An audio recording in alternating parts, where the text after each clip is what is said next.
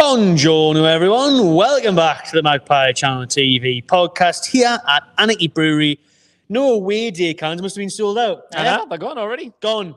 Haven't even been here a week. Scan that QR code in the top corner of your screen. These you are can the hit old the ones. link in the description. Go to warflags.org.uk. Get some more beer. Support War Flags in the process. Remember, 50 pence from each can does go to War Flags. But that new away design seems to be sold out already. I can't even get my hands on any. No. I'm sitting here with it. Yeah, I tell you what. Some outdated shite. Restock, please, gentlemen. Anyways, we're not here to talk about out of stock beers. We are here to talk about football, which there isn't much to talk about. Yeah? No. Well, we still have got many talking points. Somehow we've plugged some about talking points. thin air. But it is obviously a national break. That's why I'm wearing the England kit, even though it comes with a bit of PTSD from the summer. Yeah, I'm still not ready for it yet. What did you make of it? I didn't watch it. Did you not? No. You did that?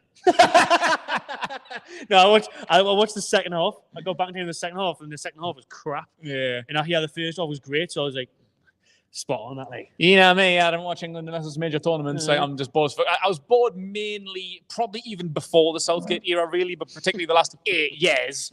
Any game that isn't in a major tournament, I've just got no fucking interest. Like, I wanted to give this one a go because, like, Lee Carsley, I actually quite like Lee Carsley because, like, bringing like the youth through, like giving Tino a shot and actually starting Gordon. Like Morgan Gibbs-White and Angel Gomez. Like, it's exciting. Maybe it isn't the best team that everyone would have wanted, but you're not gonna please everyone. Like, for me, it's exciting that you haven't got fucking Calvin Phillips and Jordan Henderson and all that shite in. So it's refreshing to me, and I'm excited, but still not enough for us to watch it. Nah. Well, I said last week in the pod, I wanted to see Carsley's debut. I forgot it was on, to be fair. We were out, and then I got back in time for half time, so I did see the highlights of the first half, and I was hearing all these impressive things about Gordon, and we've seen it straight away, that running behind. Yeah. And it was like, that's exactly what he should and could have done in the summer. That's really what we were missing in the Euros final. You wouldn't think we got to the final. I know. Like, the way we talk about it, we got fucking put out in the group stage. It's in a way, it's. I don't want to say it's good because I want to see us win a trophy, obviously, but it's right that we didn't win that tournament. Oh, we didn't deserve it. Not a chance. Way. Spain were the best team, and I still don't even really feel like Spain played that well overall. But they were the best team. Huge, really bad bunch. Like, everyone wasn't great. Like France, Italy, Netherlands. Like, no one really grabbed it by the scruff of the neck. Portugal. No. All the good teams were pretty shit for me. Pretty cracked on, wasn't it? Even Spain won it and deserves it because they were the best. But they never really blew me away. Like, no, they didn't. Like, England didn't deserve it. Like, it would have been a fucking travesty for the world if England. It would have, and you know what it is. I don't want that first time since '66 to be like a fluke like that. Yes, I'll take it. Snooze gate, getting with scruffing through. For him to be Sir Gareth and get another 20-year contract after that. Like, oh man. But with Carsley, I like it how he is his own man. You said he's promoting the youth tonight. We'll go through the team in a minute. They are playing Finland at 7:45 if anyone cares. And Anthony Gordon starts again, but the likes of Angel Gomez getting their first England start. In that shirt tucked in, creds all fastened up nicely. You know, players that are coming in, it's a nice fresh look. It's a nice new start. Yeah, absolutely. And I think that's what we've needed. Like I say, like Southgate's era was just boring from the get-go. Boring. Like the first couple of years, like, it just felt like it needed something fresh that we just didn't get. Same typical, like, predictable, like, squads, same boring lineup, negative play with class players. Like, we got through, like, your Grealish and stuff. So, like, I remember when Trippier retired a couple of weeks ago, they showed the highlight of him scoring that goal. And I was looking at the players, like running over to the corner, celebrating with them. And I was like, oh my God, we got to the semi-final that year. Like, it was Dele Alli and Jesse Lingard and Jordan Henderson and Ashley Young. I was like, oh my God, that team was awful. I remember we watched that. I remember we did. It used to be players. God, that's mental. And we did the reaction video around the corner, devastated. Because we blew it then and all. It was just in the DNA, man. Yeah.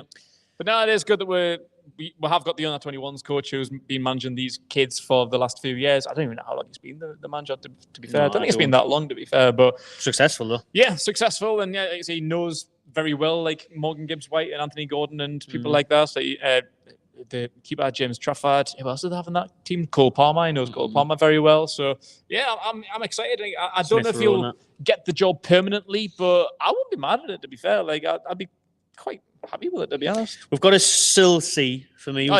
He's still got on this trial period. I don't know how long this interim job is. Till Eddie Howe decides to leave, I think. Fucking enough. Give Carsley the contract. until Pep or Howe takes it. I think that's why they're on the interim basis. I think they are waiting for the season end, basically, or see what happens at Newcastle, what happens elsewhere. If Pep then announces, like Klopp did last year, now I'm leaving in the season, do they try and entice him? Do they try and entice a foreign manager? I think everyone else does as well. So I think they're waiting for that, or they're waiting for the Eddie Howe, Paul Mitchell power struggle to play out, see how that goes, which we'll talk about soon. The title of the podcast is the Toon soap opera, because as always, there's been drama, headlines, back and forth, which we'll get into after the international chat. But that's where I think they'll go. But the FA will love a nice, easy, yes man, a lazy approach to it. And if Carsley continues picking up these wins, they'll just be like, you have them and we'll just talk with. Didn't Southgate come from the under-21s? Yeah. Yeah. There you go. See how that worked out. Yeah. Doing it all again. Well, there's a name that we were linked with when we were talking about the end of Southgate's era, probably even before it happened and after it happened. A few candidates who's been lined up for another international job. Have you heard that? Poch. Who's that? Oh, where's he going? He's been lined. It's been rumoured for a few weeks. I think they've just been waiting on international clearance. So I don't know if it's fell through or not, but he's in line for the USA job. Is he? Yeah. Wow, that's a really good appointment for them. It is, isn't it? Before the World Cup in USA on 26. They've got quite a few young, good, core players coming through. Like there's loads of young players in the Premier League and Serie A, La Liga. I like that appointment. Yeah, it's quite good. That could be an early dark horse shout for the next World Cup. That could be home nation, like you say. Definitely. I like that. I mean, Poch has been linked to us. Any Poch with being under Mitchell before at Spurs and Southampton. He's been linked. Obviously, Nagelsmann's been linked to Newcastle. He was under Mitchell at Leipzig. So, yeah. Interesting appointments going on there. It's near Big Steve, though, is it? Steve McLaren out there in Jamaica. Oh, the reggae boys. Bless up. Did you see that interview that he did at the training ground? Trying to learn the language now. Doing the fist bump last night. Oh, my God. You're exactly like a cringy white boy. Right? Stop, Steve. Stop it. It was exactly how I thought it would be. Yeah. Exactly. And then he did an interview saying, are you going to try any of the local delicacies or whatever? He's like, that's the reggae chicken leg. I bet chicken. Get the fucking Levi roots on the can. I love Levi roots, mate. Hey, my dear, just pretty cool runs in real life like that. What about another Steve as well? Candy. Just freeze down this one. What about Steve Bruce? Jesus. Blackpool Tower. How was the Pleasure Beach, did you say? Sorry, Blackpool. You didn't deserve it. You're in for a tough time. Yeah, sorry. I went through the comments and all because I just want to see how what reactions were. I mean, they were alright with Blackpool fans. I had to scroll quite a while because the majority of the comments were Newcastle fans. So to actually get to a Blackpool fan, they were positive. They were like, it's a statement signing. Like it's good because statement signing. I was like, you don't even know. And I mean, it's League One, so I suppose give them a shot. But I'm not enthused. And we try to tell West Brom fans this as well, because West Brom fans were the same. They were excited. He's an experienced manager. He's managed loads of teams, loads of years in the Premier League. That'll be a great appointment. He got them from the playoff spot, which I still to this day don't know why they sacked their manager. I think they were going through a bit of a rough spell, but they were still firmly in the playoff spot. Brucey came and almost got them relegated. Then the following season, I think they were rock bottom, so they let him go. It's like, try to tell you about that. So Blackpool fans, I'm sorry. I hope it works out for you in League One. Maybe it's at his level, but maybe if he's lucky. I'm not optimistic. But I tell you what, he probably will just do, Ari. Don't get your hopes up on. Yeah, he might get them around about the playoff spot, 6th place or something like that. Because they are in deep trouble, 22nd in League One or something. I have no idea, to be honest. I don't know. So, I mean, Brucey's at that level where it's still a bit, Jurassic Park, still a bit dinosaur. They must have been shite to sack the manager. There must be 4 games in. It must be doing terrible to sack the manager. It must have been, they're a bit of a madness, though, Blackpool, aren't they? They've been a bit of a mess for quite a few years now. And stuff. They hate the owner. I don't know if he's still there. Did he not sell up? I don't know. Is he sold up? I don't know. I remember he used to drive around Blackpool and everyone used to his private reg job. Well, Brucey at Blackpool. 80 Wolf for the comment he has. Remember, cheers, mate. Congrats on your new gig, Matty. Can't wait to see you in the future in green tights as Peter Pan. That's not quite the plan, to be Peter Pan. But cheers, mate. Why not? If you haven't seen the last video, I will be doing a little cameo role on Jerry and Cyril at the Theatre Royal, the play that is based on the iconic movie, Purely Belter. So that's out in October. Check out the last video after this podcast. If you listen on Spotify and Google, have a look on YouTube, get yourself some tickets. They're cheap. Theatre Royal, great night out. And I'm telling you now, the play is brilliant. It's a real laugh. You'll enjoy yourselves, trust me. But I am looking forward to that. Cheers for that one. 80. It's not quite pantomime, no. It's a bit of everything, to be fair. It's really, really Comedy. good. It's very much comedy. Loads of actually Steve Bruce slander in there. So look forward to that. What else about England then? We talked briefly. Gordon was very good. What we missed. What about Lewis Hall last night? Under 21s. DOS assists. Yeah. Man of the match. Yeah, again, I haven't seen the highlights yet. I literally just seen the goals. That was it. I was trying to find them, but I couldn't find them. But man of the match, 2 assists. Class, just what you want. Buzzing for him. I feel like he deserves it. I know a lot of people are even calling for him to get in the senior squad for the Euros because we were void of left backs. Got any left We backs? still took Luke Shaw, who was injured until the final. Who's playing left back, mate? You said before. Trent's on the right. Rico Lewis. See, at least he's a left back. Yeah, well, to be fair, he plays right back way before City. Well, yeah, true. He plays in that kind of like DM role because he played like the 3-2-4-1 or whatever the fuck it is that Guardiola just decided to make up. Aye. But we need someone in a more natural position. Like Tripp's done all right, not the best. And then obviously Chilwell was out. Shaw was out up until the final. Both of them two. Why are we even playing? Like obviously Tripp's has now, thankfully. But yeah, it would be good for Hall. But yeah, maybe it's premature because he didn't really get a first team. Didn't solidify that spot until right at the end of the season. And even the last 2 games, Kelly's played, which I don't really agree with personally. I think Hall should be the starter forward. Howe might say things a little bit differently, or be trying to maybe ease him in, going for a bit more experienced Kelly instead of 19-year-old Lewis Hall. But no, future's bright. Future's Tino. Future's Hall. Future's Gordon. Yeah, we've got some strong players in that future England setup. The fullbacks, the winger. And you can see why. I mean, Eddie Howe, he's trying to get more gear. We're constantly linked with Gibbs waiting. He's there, so he's looking around. He's looking around. Longstaff, he'll break through someday, won't he, Sean? You know what it is? I was looking at some of the players, and this must be the best chance international, for Newcastle. The most players gone. That was fucking loads. And if Trips and Shaw hadn't have recently retired, they probably would have been 2 more. But even when you go down to the under 21s and others, there's loads Vlachodimos.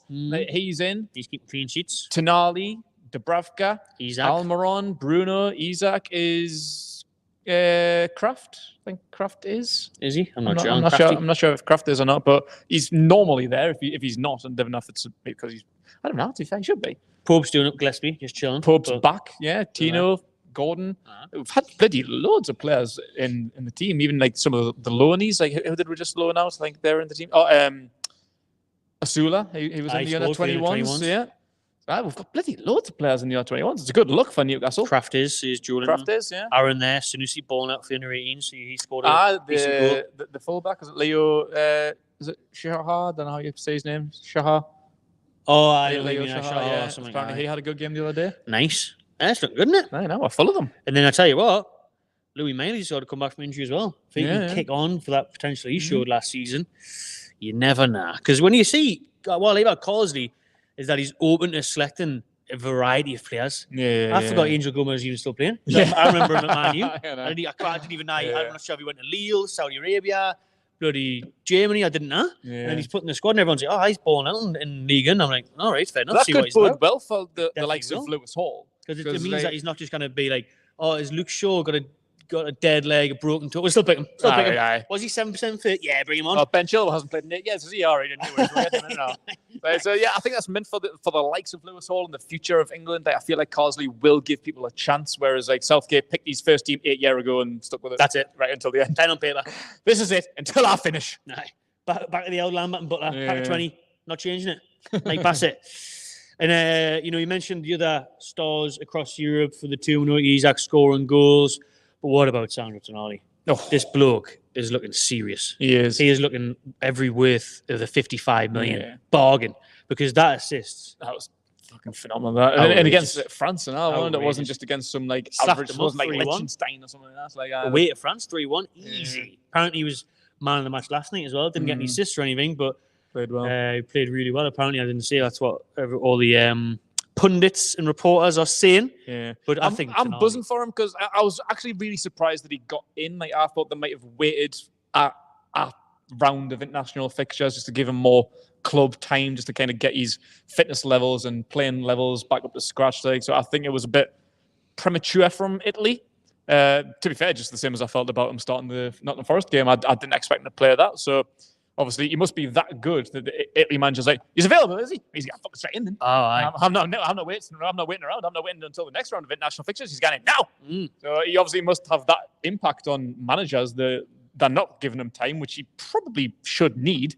But they're like, nah, fuck it, get him in. I mean, the manager was raving about him after the game as well, and saying, he's such a special player, such a top player. And we're seeing it now. I love this Tonali now because when he came to us last year, I remember, obviously he started with a blinder against Aston Villa, got his goal, and then he kind of drifted out, didn't he? And, we've said that there was a talk of like, the balance isn't right, bring back Sean Longstaff. Bruno don't play well together. I think that was clearly because his head was focusing on what was coming. The ban and obviously knew about trouble long before we did. So he was stress and the pressure. You could see that was weighing on his mind and his shoulders. But now he's playing with a point of proof, and he's playing unbelievably well. And I can't wait to see him again this weekend. Yeah. Will he start Premier League? Because I think he should. He didn't against Tottenham. Yeah, I think he should now. Yeah, I really do. After seeing him start, for Italy, he's had more minutes for Italy, been class of wicked assist and a man of the match performance. Like, it's not really any excuse, really, not there, was there? Eddie Howe might look at that though and go like, well, does he need? Will ease him back in now? Maybe Longstaff hasn't played international football, exactly, so trained every day. You might think, Sandro, you've had 2 games back. Yeah, maybe he's given another. I think Eddie Howe will start Longstaff. To be fair, when you take that into consideration, I think Eddie Howe will look at it and think, well, there's 3 games in a week. Joey away? I would have thought so. I don't know. Or was he at the training ground actually? Only Bruno's been away, but Bruno's always in the team. But Joey's like hit and miss in the Brazil squad, isn't he? And I had a few injuries like last season, so he missed a few teams. But yeah, I don't think he was at was it the Copa Libertadores this year? I don't think he was in there, was he? Because he just came back from injury. So he didn't get married and all that money. But I think he probably will go with Longstaff. We'll talk Wolves preview at the end of the show, but I reckon I could see that side of things where he thinks, ease him back in because it is a big week. You've got Wolves. And then you do have a week's break, to be fair, because that Wimbledon game got moved. So it's now Wolves Sunday, Fulham Saturday, Wimbledon Tuesday. So, a small test of Man City. Got to weigh that up, and then Man City at the end of the week, end of the month. Roll on that one. Cheers to the super chat from Joe Linton himself. Joey! Let me know, Joe. Were you there in Brazil last week? Yeah, national duty, Joe. I've been just chilling here, walking the dogs around Leeds Park. Kraft's not there. Thought he was, but he's out on fire. Fair enough, mate. Thanks for that. Kraft wasn't on international duty. I don't know why, because he's actually been in form and he's normally in the team. Aye, maybe just took a little knock. And it's one of them ones, where you get away with things like this. As a squad player, but especially on his form. The club have probably said to Sweden, just because we need him so much. He's got a massive injuries for the year. We can't afford him to get injured this week, so I broke ankle. I rule him out. Retire, Kraft. Do what Trippier did. We need you here. Because, listen, a lot of fans are kicking a fuss because you've seen Odegaard got injured last night for Norway. Looks like he's going to miss the North London derby this weekend. They're already missing Rice due to suspension. Yeah. Timber, someone else got injured the other week. Now Odegaard's injured. Mad. That's always my worry. Pointless games like this. Yeah, and I was just saying before, it's good for our players as fans. You back your players and you want them to do well, have the best careers and stuff. So I'm buzzing for the likes of Tino and Lewis Hall and like Sanusi and everyone, Isaac, everyone going out doing well, representing their clubs, having a cracker. Odysseus keeping clean sheets and stuff. It's mint. Yeah. But I hate Newcastle players being on national duty. Like I said, this is the most that I feel like we've ever had. We never used to have to worry about that, really. Remember, yeah. Fair. But now, I'm seeing it, and it's a good thing. But I'm also like, oh, that's a horrible thing. Because if anyone gets injured, that's horrible. Because if you look at our starting 11, the only ones that aren't really in at the minute are Byrne, Longstaff, Murphy, and that's it. Yeah.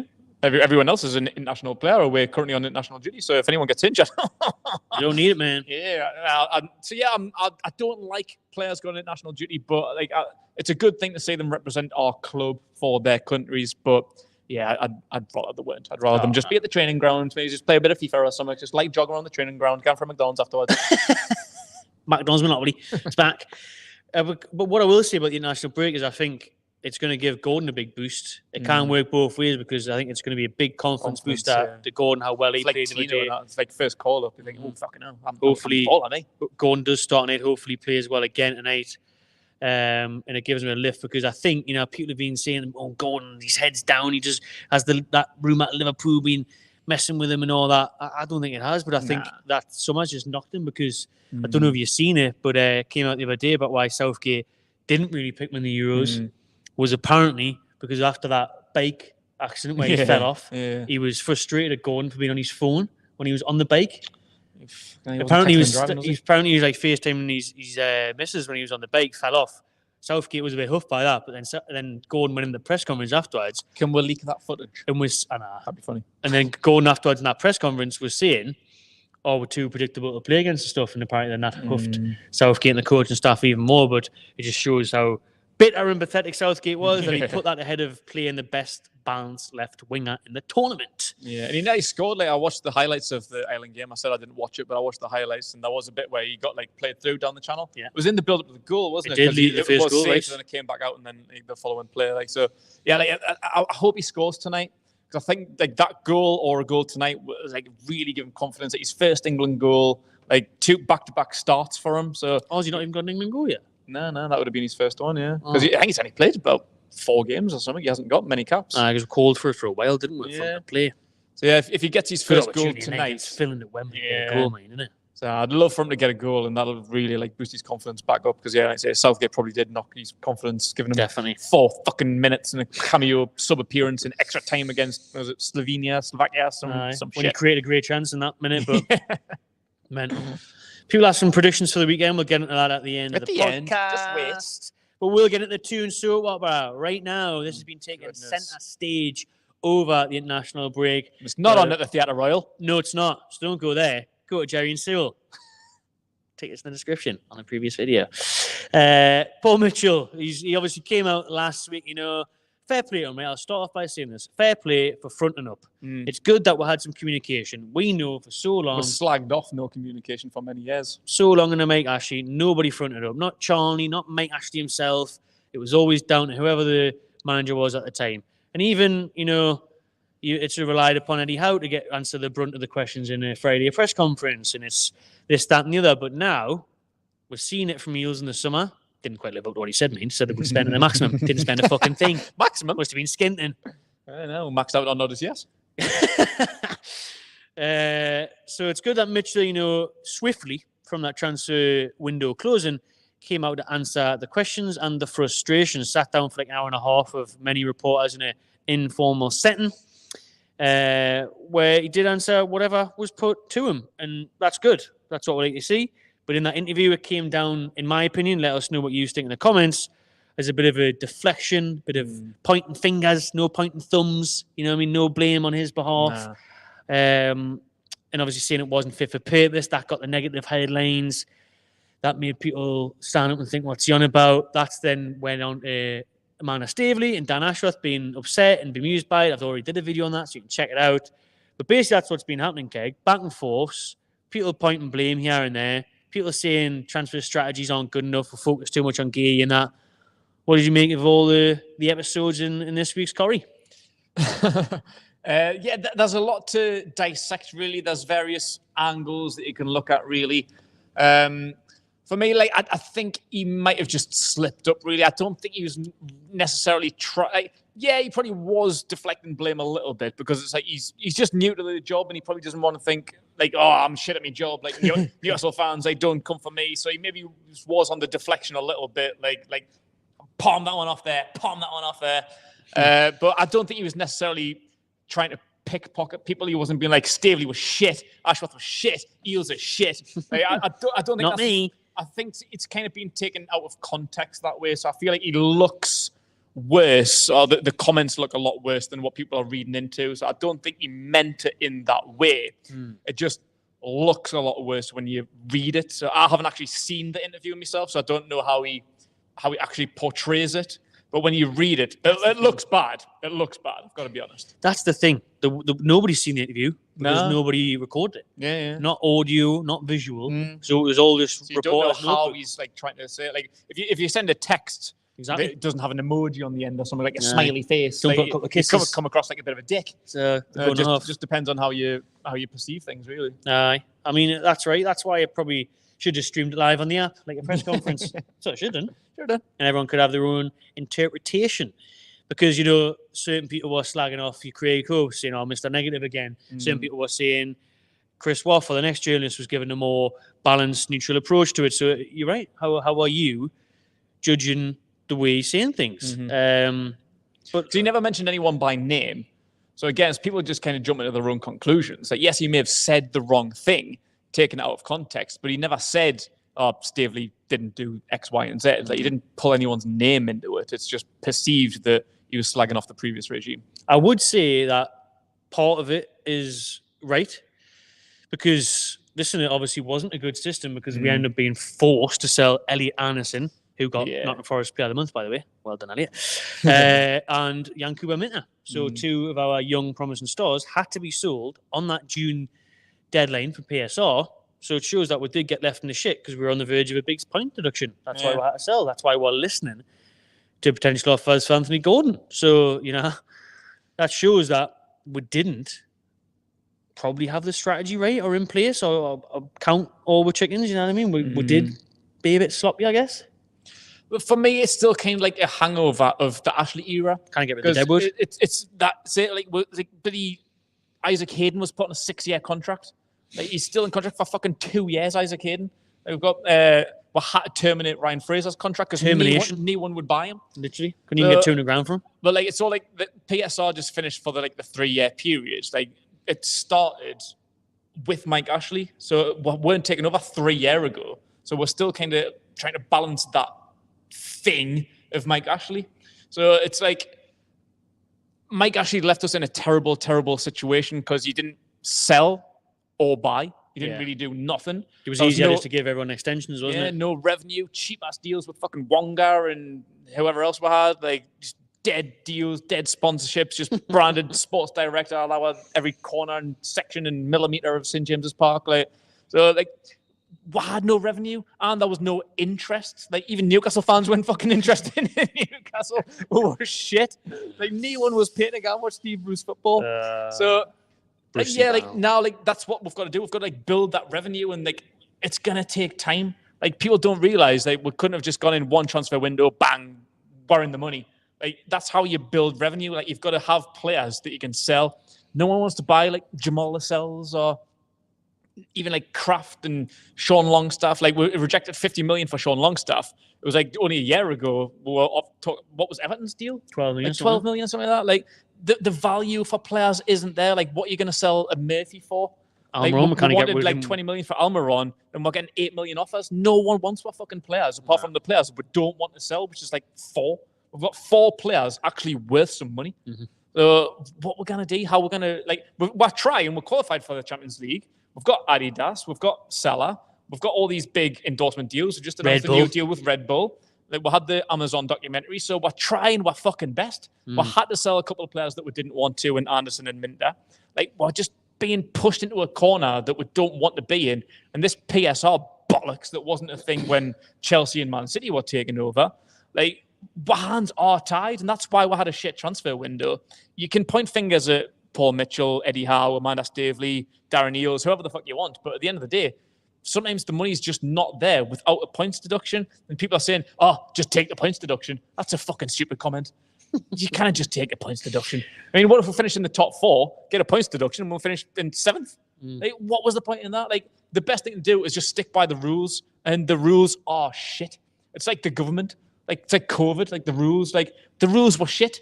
No one wanted to stick by them, but you kind of had to if you didn't want to get arrested. You just have to sometimes obey by the letter of the law, and the law's wank. Well, the knowledge changing. We talked about it last week, didn't we? With Gary Neville talking about it as well. It's all very solid points, because we are struggling to move on. That we all thought, you take the Sports Direct signings down, spend 350 million. What? Sweet, but that Ashley shadow still briefly lingers. It's there, isn't it? It still just smells a little bit. It's still a bit stinky, and maybe the Leazer's corner is a little bit smelly. Maybe just down to the dugout, it's a bit Sports Direct. There's one little red D and blue eye knocking about. And the .com's still under the bench. It's just we're kind of totally rid it yet.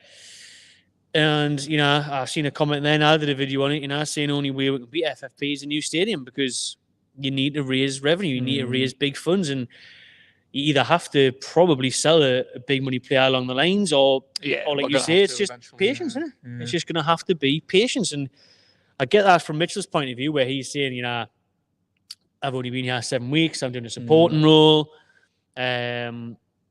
But again, when we're putting in 50 million bids for a Langer on deadline day, we're waiting all window to spend 70 million on Gay and then walk away from it.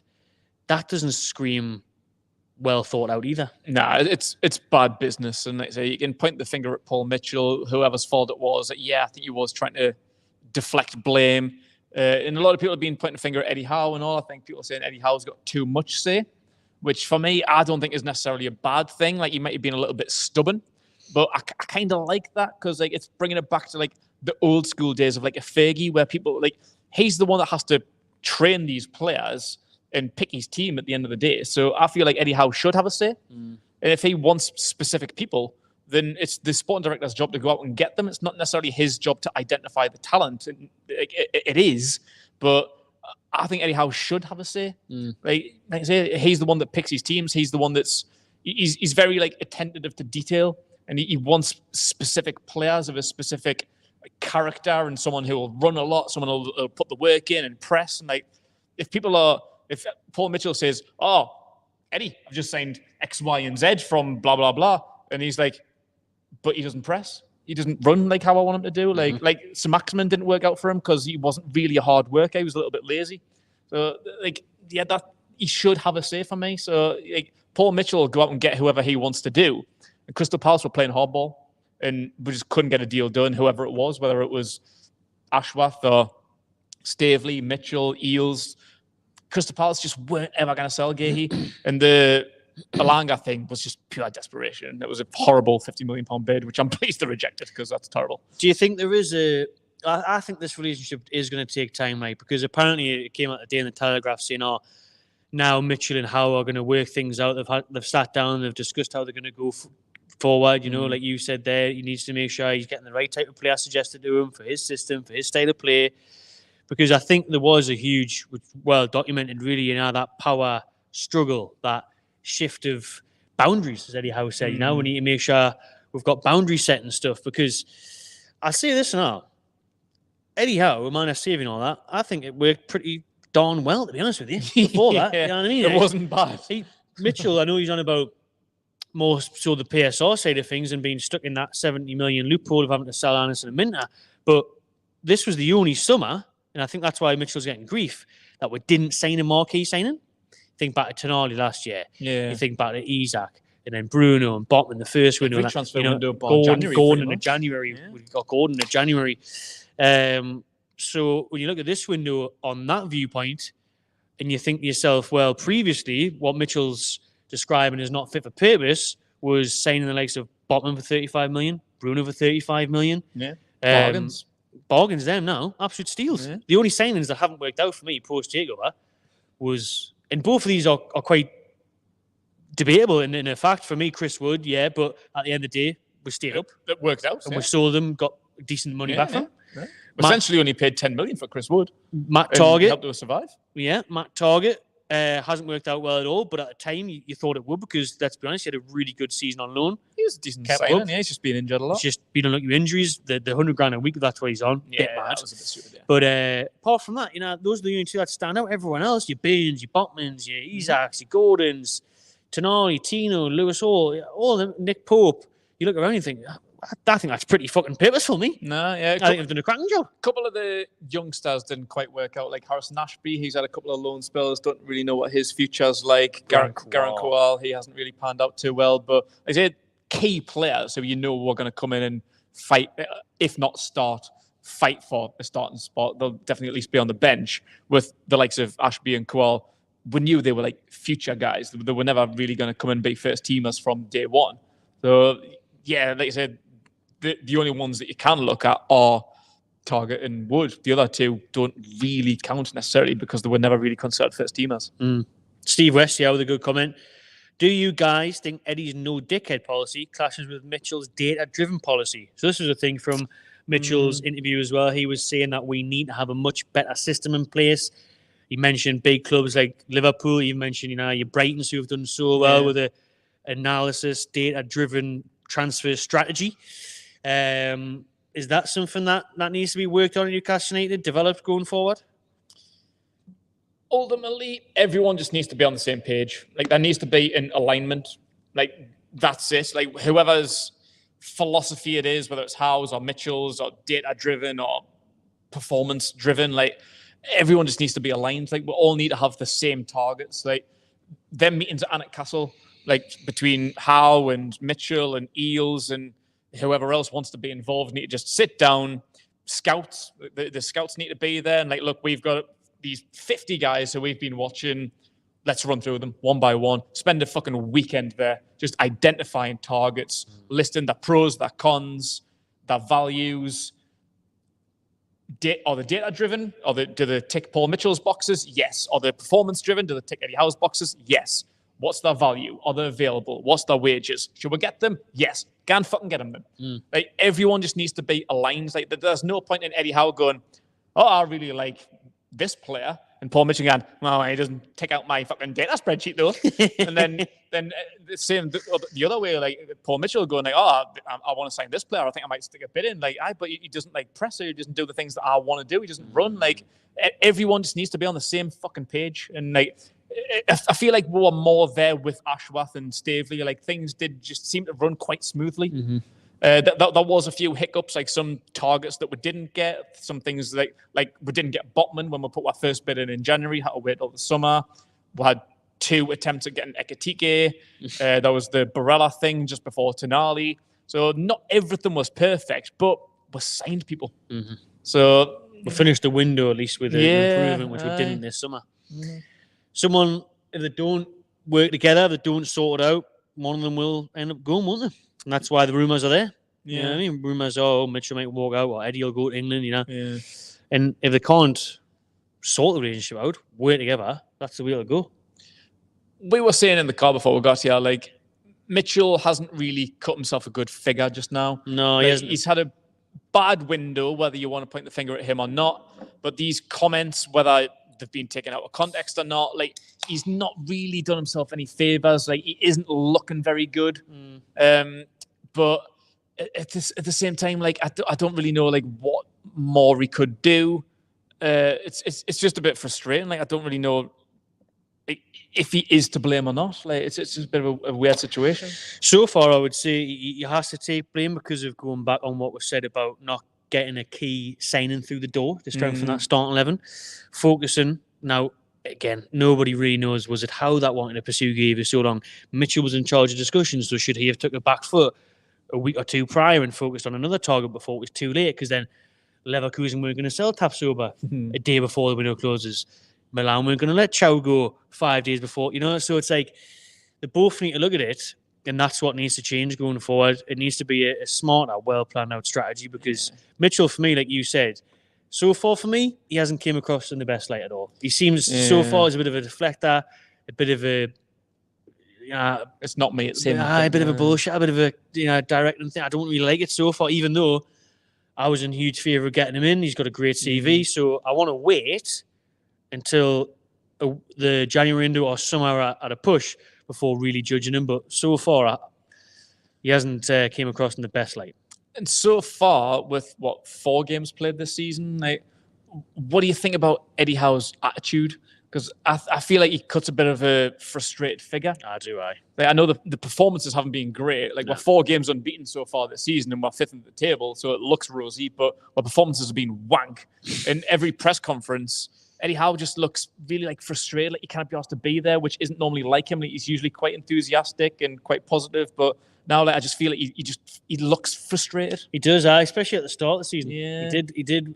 You know, when them managers kind of prove a point by picking certain players or behaving in a certain way, I think there was a bit of that. There was a bit of frustration. And then he did come out at the end of the window saying, oh, we need unity, we need everyone together.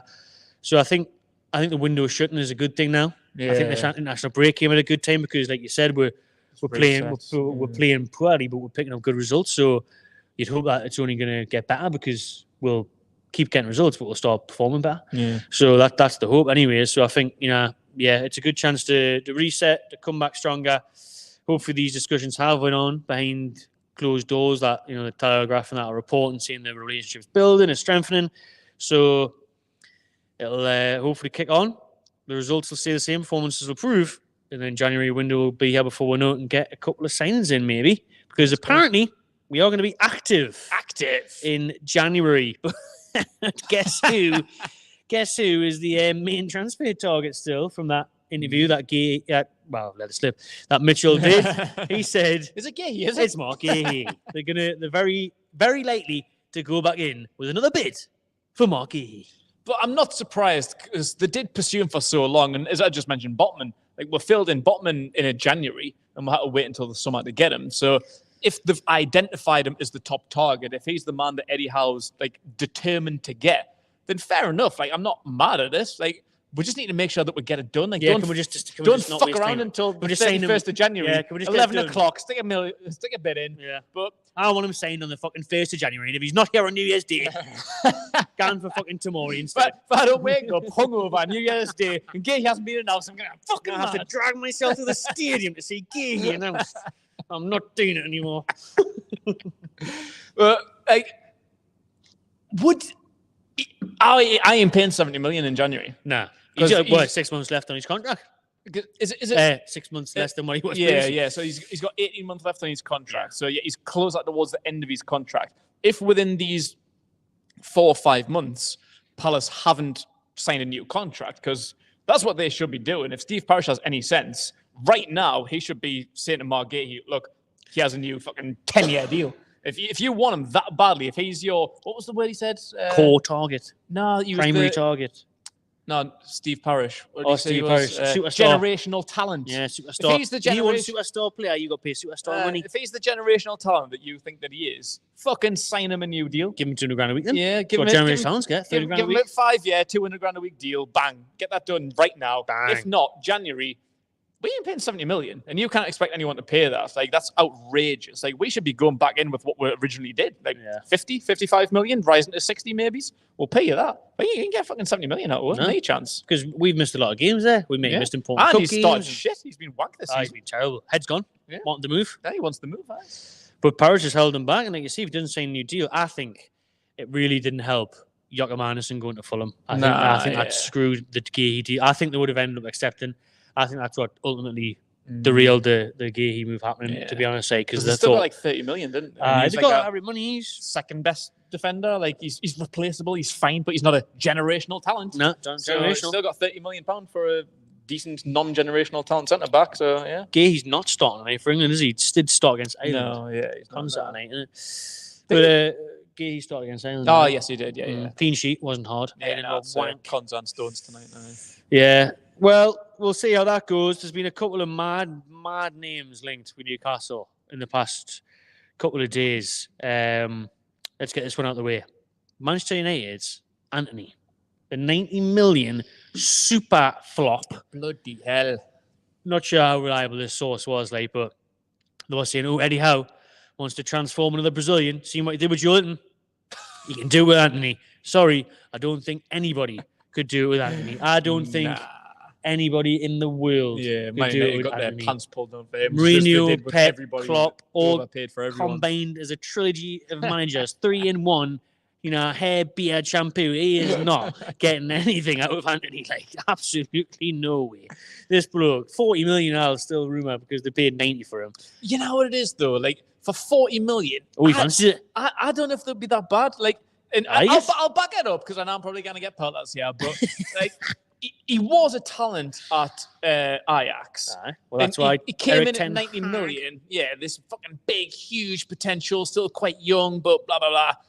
And he hasn't been great. Obviously, it's Man United where there's huge expectations. They're still riding 10 years on Fergie's tailcoat. Like, it's 10 years ago, man. Get over it. But yeah, he hasn't been great, but he's an okay player. And we're desperate for a right winger. So 40 million, less than half of what they paid for. In this day and age, 40 million, it's a lot of money, but it's not loads. He could come here and be a player. Like you say, Eddie Howe does develop players. I wouldn't fucking touch, obviously, the 90 they paid. I wouldn't touch 70. I wouldn't even touch 60. For 40, it's a risk, but... Oh, it's a risk. I think it could be worth it, I think there's probably better candidates out there, too. Like, we'll mention some in the window, like Madueke, Chiesa, Sancho. Like, Yeah, I'd rather have taken any of them, to be fair. But while the name's on the table, if he is a genuine target for 40 million, could work. I'd rather bring fucking Diego Forlan back than take a risk on Anthony. I like Diego Forlan. He's good for you, man. Good locks. Good in the old 2010 World Cup, tell you that. But Anthony Sasa,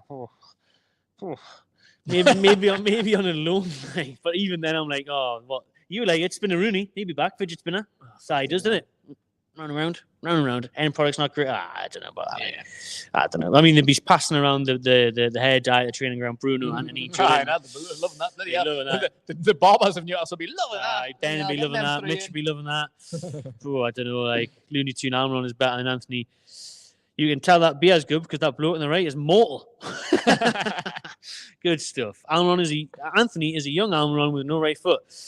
Well, 300 grand a week. Is that what he's on? Jesus. Is it? Oh, that's my age. That would be another big thing. Highest in 40 million on 100 grand a week, maybe, if we're fucking being very, very, very generous. Very generous. But yeah, if he's demanding 300, 200, jog on. See that, son. No chance. Another right winger, which you mentioned earlier, we weren't linked with.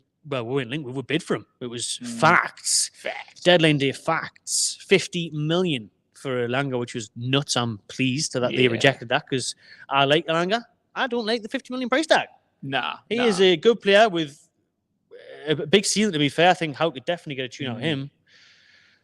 I would say worth like 30 million max, to be honest. Forest paid, 15 for him a year and a half ago? It was a canny bit, wasn't he? Because he just broke through at Man United, but he didn't really set the world alight, did he? And then next thing you know, he's got this big money. Well, big money for him. It was 15 when he moved to Man United. He was like, "Whoa, what the fuck?" Like that was a bit of a surprise, but I can't think believe he's a they good rejected player. 50. That was again just because they were probably looking for. Because it was like an hour left of the transfer window. Kind of that's why. If it was like on the first day of bloody August or something, they might have been like, no worries, or July, like 50 million. No worries, get away. So we might already, Forrester probably think we might already be in a bit of a relegation scrap, especially with taking an injury or two. They've got their FFP problems. So they would have taken 50 knee problems just not 2 hours before the fucking window ends. But the funny thing was that Elanga was asked about it and he was very open on international duty. He was asked, how about playing with your Swedish teammate Alex at the Toon, Isaac? And he said, listen, I'm thrilled with that. I'm thrilled with that offer from Newcastle. It's admirable to be looked at by such a big club as Newcastle United. And I'm sure he finished off with we'll see how it goes, as if he's hoping or expecting another offer. He didn't say, I'm committed to Forest, which the usual spiel from a footballer. He was very open and said, Newcastle come back in, I'll allow that. Nice. And that's a bit of a paraphrase, isn't it? He didn't speak in the Geordie accent. Imagine if he did. I'll allow that, mate. Practicing that, I'll allow that, mate. You that lad from Purely Better, right? Get Elanga at Geraldine Sewell next month, 2nd to the 5th of October. Get a Royal tickets on the website now. But I tell you what, Elanga fancies the move, but it just depends if. Because on Newcastle, is Mitchell going to prove his worth? Yeah, by just going back in for the players in January that were had rejected in the summer. Is he just going to go, the master plan is, lads, do what we did 6 months ago. The same thing that we did last time, man. Yeah. What did I feel on last year? Gehi and Elanga, January 1st. That was a bid for them too. How would a January transfer window sound if we got Gehi for 50 and Elanga for 30? Good. That's it. 2 players. Yeah. 80 2 key positions in January. Everyone always labels it as a tough window to do business.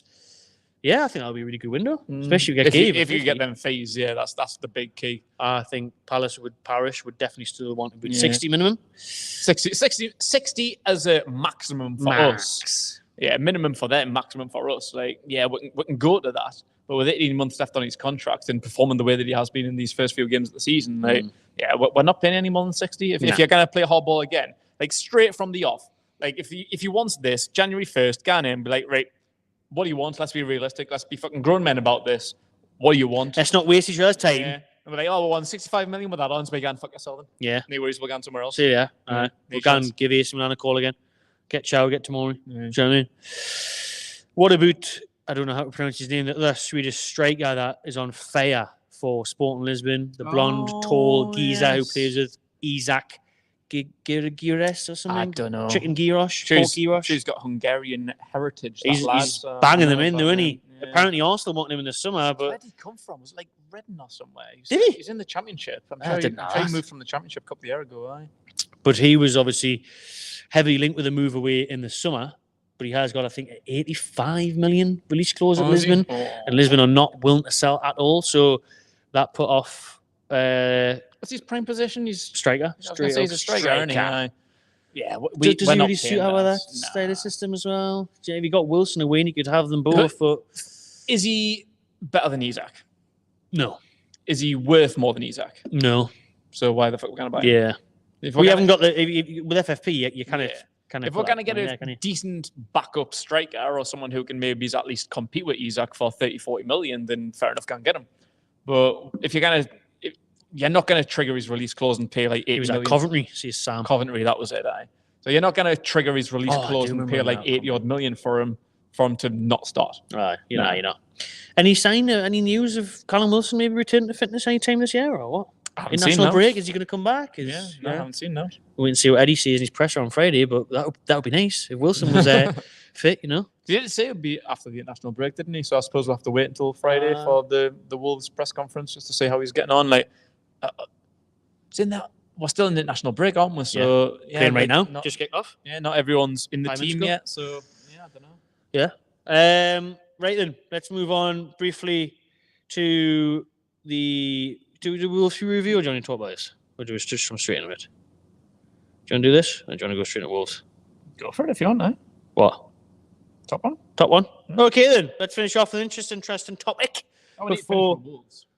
We'll finish off on Wolves, but we'll finish off this interesting topic before we talk Wolves, the welcome return of Premier League football this weekend. 3 years nearly since the takeover, October 7th. Fans have been questioning PIF's commitments, Keg, on social media after that transfer window, thinking and saying, I'm spending money on the losing interest. And then we know, as we mentioned earlier in the show, about FFP, about raising funds. Why have we still not built a new training ground in, is what a lot of people are saying. Why is there no developments there? Because you can build a new training ground, nice and fancy to show it off to the new players, bring them in, have it sponsored by a Saudi company, get another 30 million a year in that way. Liverpool do it with the AXA training ground and many other clubs do. Why haven't we done it yet? But I'll caveat that with saying that they're obviously looking for a location, I think, and we have spent 15 million on upgrading the Benton training ground. I say, do we need a new one? We're just whack a new sponsor on this. We spent a lot of money on redeveloping it, which it needed because it was a shithole. Awesome. So we've done a lot to it, and it does look quality. Like, it could look better. I think maybe it's from the outside. Like, you see, like some people's training facilities, and outside it kind of looks like a stadium. They've got like a big like glass panel door and things there, and it looks sexy. But ultimately, what's inside it? What's the facilities look like? What are the players going to come into daily? What kind of like technology have you got? So I think we have got a way better training facility, although it's on the same campus as the last one. Like I say, we've spent a fuck ton of money, like 15 million on it to develop it. So I don't feel like we need to move. Maybe adding a sponsor, getting it sponsored could generate money. So that's fine. For me, I'm not concerned about moving location. Unless the players want to. Like, I'm not the one that goes there every day, so I'm not bothered. But if the players feel like, it's a bit like beforehand, like it was embarrassing. Like bringing like Tonali and stuff in, like big name players. Remember when he was doing his tour and he said, "Is this it?" Yeah, like translated the Italian, he turned to his girlfriend and said, "Is this it?" Yeah, like coming into like the old Benton training ground. Like even like Sunderland spent a lot of money on theirs. Sunderland and Middlesbrough did have that. Like Brighton's look great. Bournemouth spent a lot of money on Leicester their training ground. Amazing campus. Yeah. They've got a golf course for the players. You look at like other teams that aren't as good or as rich as ours, maybe, and you think like, why do theirs look absolutely mint? Mike Ashley. And ours is wank. Neglected. Right? Fucking 5 years ago, people were having bloody ice baths in wheelie bins. Like, now we've actually got the real deal. Now we've got an actual ice bath. Hydrotherapy. Yeah, I'm not concerned about a new facility. I don't think we need one. Maybe continue to develop it, like if it needs it. Like I think that's all that really matters. As long as you've got a place to go and train and you've got high-tech equipment and the top of the range gear, like that's all that really matters at the end of the day for me. It's light years away from what it was previously. When you see the videos now, everything back then was just like cream walls and like a Like fucking it hadn't primary been done school. since the 70s. Awful, but now it's very modern. It's a nice place for the players to chill out, to eat, to socialise. So the restaurant, like the eating area, it looks nice. I wouldn't mind having a meal in there. You're watching, invite it. Free 3 meal. courses would be good. Just a toasty pot noodle. Pot noodle would be fine. Yeah. Pot noodle and Snickers. I'll share a chicken and mushroom pot noodle with Sandro. Carbonara, maybe. Moretti. Would be good. But it's much better. 50 million is a lot of money to spend on it. Ultimately, yes, they will do that. I think it also relies on the outcome of Man City's cases about their sponsorships. Is it right? Is it going to be true to value? Their whole partnerships with the Abu Dhabi group and all that, where they're from. We need to make sure if theirs gets passed, then we can go in and go, boom, sweet. Aramco, come and sponsor the training ground. Fucking 25 million. Yeah, Kirsty Bell, that's Arnie.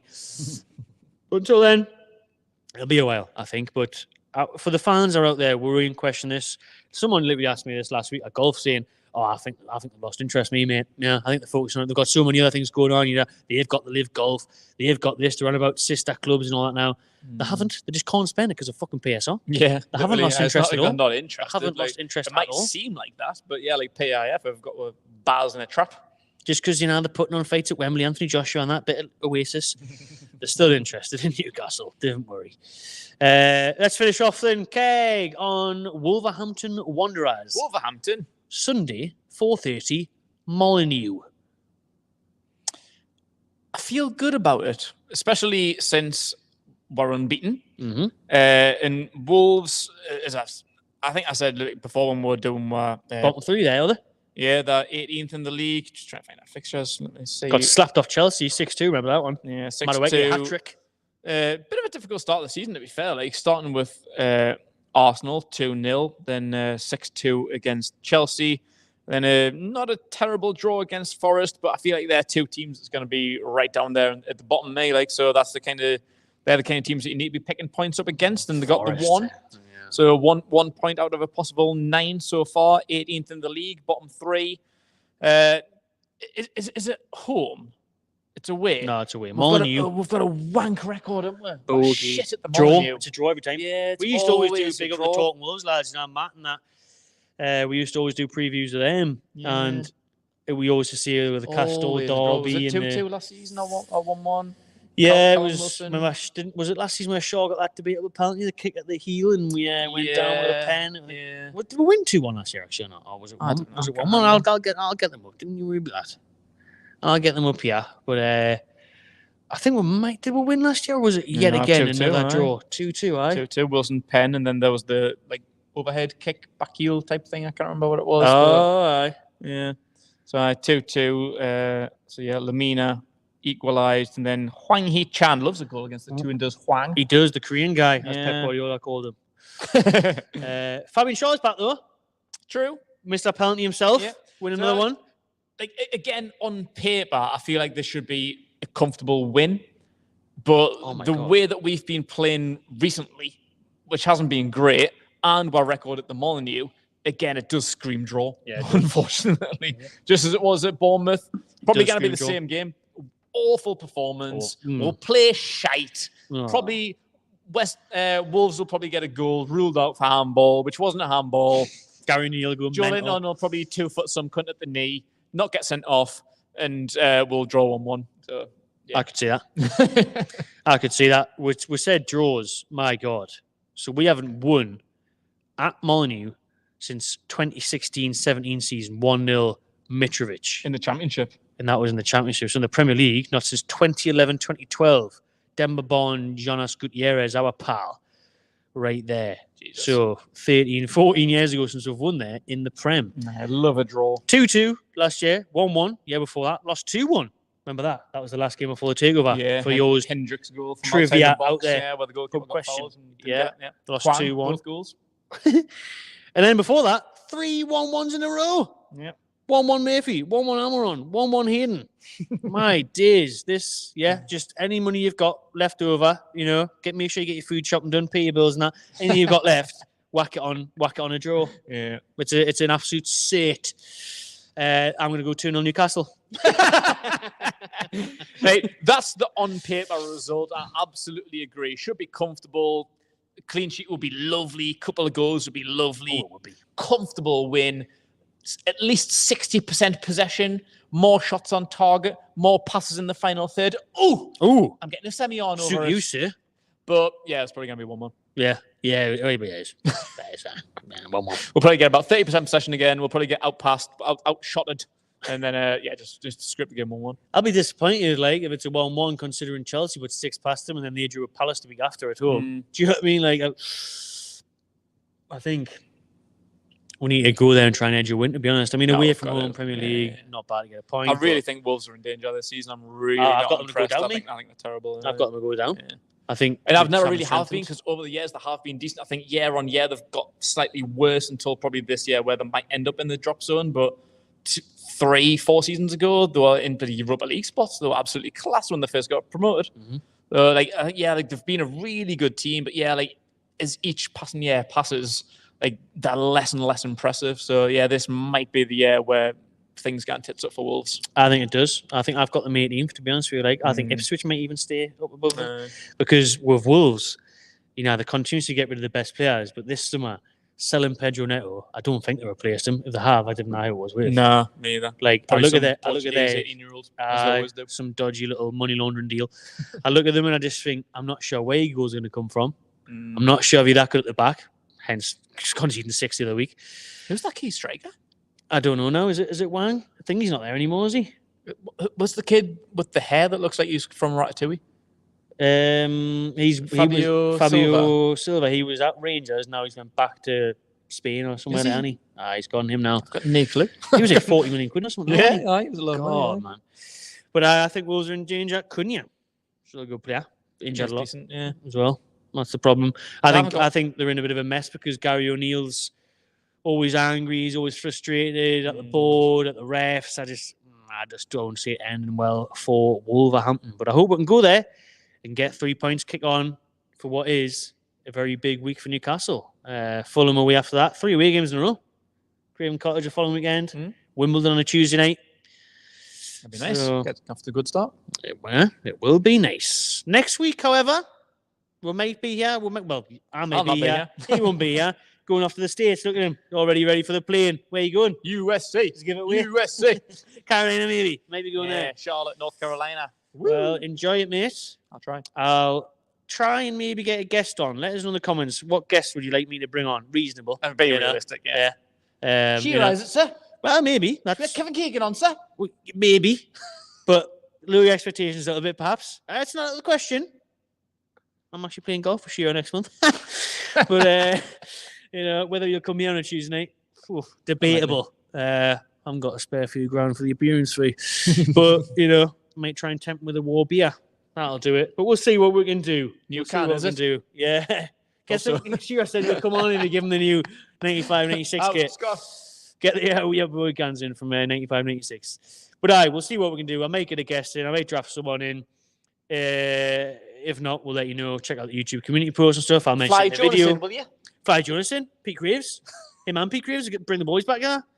And then the week after that, obviously, we just mentioned Wimbledon's on the Tuesday night. So we'll be here we'll be on the Wednesday night reviewing that game against Wimbledon. Hopefully through the next round of the Cup and against someone in the next round. Wait and see who that is. If we get through, let's not discount Wimbledon now. Let's be honest, can say that. Anyways, thank you for watching. Thank you for listening. If you have been on Spotify, Apple, wherever you get your podcasts, we are available there. Please do subscribe to Magpie Channel TV and enjoy yourself. I'll not that make over.